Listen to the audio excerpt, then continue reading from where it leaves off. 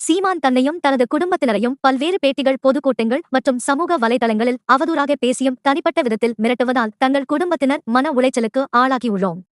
எனவே சீமான் தனக்கு 2 கோடி ரூபாய் நஷ்ட ஈடாக தர வேண்டும், அவர் மீது குற்றவியல் நடவடிக்கை எடுக்க வேண்டும் என்று வருண்குமார் IPS திருச்சி குற்றவியல் கோர்ட்டில் சீமான் மீது வழக்கு தொடர்ந்தார்.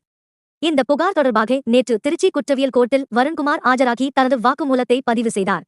பின்னர் செய்தியாளர்களிடம் பேசிய அவர், வீட்டில் எலி, வெளியிலே புலி என்பதைப் போல சீமான் மைக் முன் புலி, மற்ற இடத்தில் எலி என்று கூறலாம்.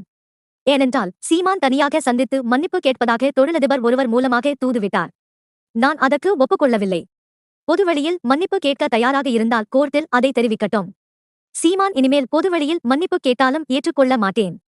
சீமான் மீது தற்போது கிரிமினல் வழக்கு தொடர்ந்து உள்ளேன். அடுத்த கட்டமாக சிவில் வழக்கு தொடர இருக்கிறேன். சீமானின் பேச்சுக்கு நிச்சயம் தண்டனை வாங்கி தருவேன். என்னை மிரட்டி பார்க்க முடியாது. அதற்கான ஆள் நான் இல்லை என்று வருண்குமார் கூறினார்.